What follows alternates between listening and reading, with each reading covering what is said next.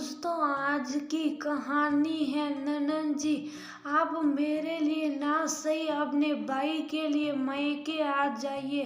दोस्तों, कहानी शुरू करने से पहले अगर आपने चैनल को सब्सक्राइब नहीं किया हो तो कर लीजिए ताकि आपके पास पहुंच सके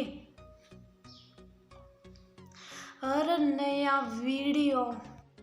आज मायके से उसकी विदाई हो रही थी। पलकें बड़ी मुश्किल से आंसुओं को रोके हुए थी। अगर जरा सा भी रेखा इजाजत दे देगी तो ये आंखें बेसाख्ता बरस पड़ेगी। इस बार मम्मी के जाने के बाद पहली बार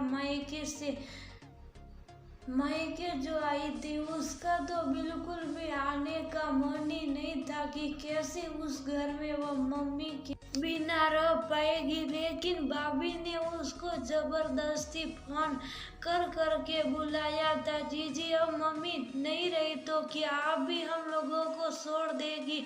हर रोज पूजा फोन पर रेखा से यही कहती, भाभी ऐसी बात नहीं है, लेकिन जिस घर में हर पल मम्मी को आपने आगे पीछे घूमते देखा वहाँ पर मम्मी के बिना रहने की कल्पना भी नहीं कर सकती। इतना कहकर फुट फुट कर रो पड़ी रेखा। जीजी, आप तो उनकी कोख जाई है, लेकिन मैंने भी इस घर में मम्मी जी को जितना जाना समझा, मेरे लिए भी उनकी अनुपस्थिति बहुत असहनीय महसूस होती है। और पवन तो जैसे मम्मी जी के जाने के बाद एकदम टूट से गए हैं। आप मेरे लिए ना सही अपने भाई के लिए आ जाइए, क्योंकि जब से गर्मी की छुट्टियों के आने का समय हुआ तब से पवन बहुत खुश है कि अब थोड़े दिनों के लिए रेखा आ जाएगी तो घर में चहल पहल हो जाएगी। इतना कहकर पूजा भी रो उठी, क्योंकि उसने भी शादी के बाद अपनी सासू माँ का बहुत प्यार पाया। पापा जी तो पहले से ही नहीं थे, लेकिन अचानक मम्मी जी भी चली गई।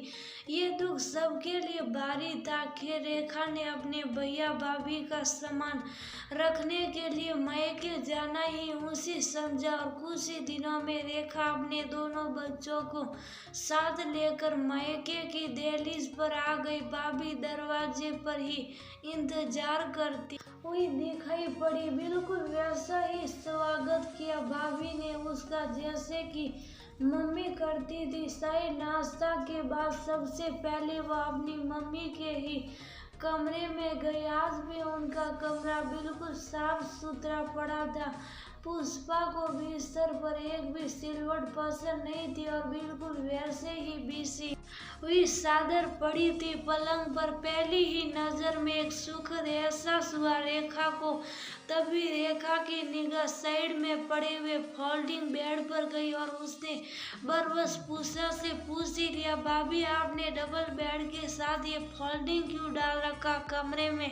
अरे मेरी प्यारी जीजी, क्या आप अकेले सोएगी कमरे में? मैं सोऊंगी ना आपके साथ, और आपके साथ लेटकर खूब जमकर गप्पे मारेंगे। पूजा ने अपनी बेटी समान ननन को दुलारते हुए कहा। रेखा वैसे तो उम्र में पवन से छोटी थी, लेकिन पवन की मम्मी ने रेखा की शादी जल्दी ही कर दी थी, इसलिए पूजा उसको सम्मान से जीजी कहती थी। अभी पूजा की शादी के सिर्फ 2 ही साल हुए थे और उसकी सासू माँ उसको इतनी जल्दी छोड़कर चली गई। इस बात का अफसोस पूजा को बहुत था, क्योंकि उसके मायके में भी मम्मी नहीं थी। हाँ भाभी, ये तो आपने सचमुच बहुत अच्छा सोचा, रेखा खुश होते हुए बोली। लेकिन भैया अकेले कमरे में सोएंगे नहीं जीजी, वो भी यही हम लोगों के साथ ही सो जाएंगे, ठीक रहेगा ना? पूजा ने आत्मीयता से पूछा। जैसा आप ठीक समझिए भाभी। रेखा बड़े दुलार से पूजा के गले लग गई। रेखा जितने दिन भी मायके में रहेगी पूजा ने पूरी तरह से उसको अपनेपन का एहसास कराया। इसीलिए जो रेखा के मन में भय था कि वह मम्मी के बिना कैसे रहेगी, कुछ हद तक समाप्त हो गया था। लेकिन आज वह वापस जा रही थी तो भाभी का दुलार याद कर करके आंखें बरबस सलकने को बेताब थी। ये लीजिए जीजी, आपके लिए आंवले का मुरब्बा। पूजा 3 डिब्बे हाथ में लिए खड़ी थी। भाभी, इतना सब कुछ क्यों? मठरी, लड्डू और अचार, वो सब कुछ तो बांधी सूखी है। रेखा भरे गले से बोली। जीजी, पवन ने बताया था कि आपको आंवले का मुरब्बा माँ का हाथ का बहुत पसंद था। पवन ने पूरी मदद करवाई है इस आंवले का मुरब्बा बनवाने में, क्योंकि मुझको तो बनाना भी नहीं आता था और मैंने 19 से रेसिपी पूछ कर बनाया। जरा शक कर तो बताइए कि कैसा बना है।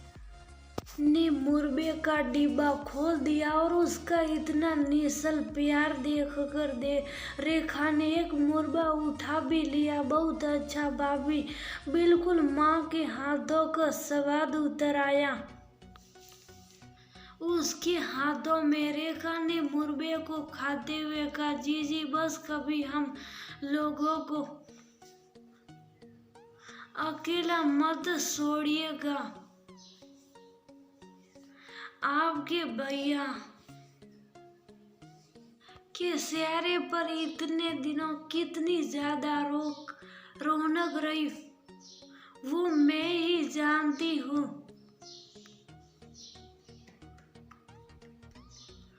पूजा की भी आंखें झिलमिल झिलमिल कर रही थी।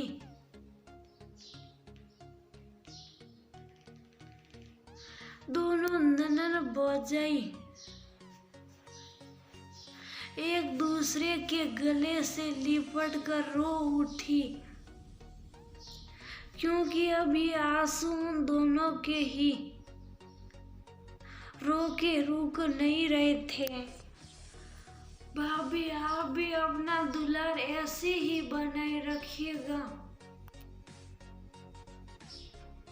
एक बहुत ही खूबसूरत एहसास लेकर रेखा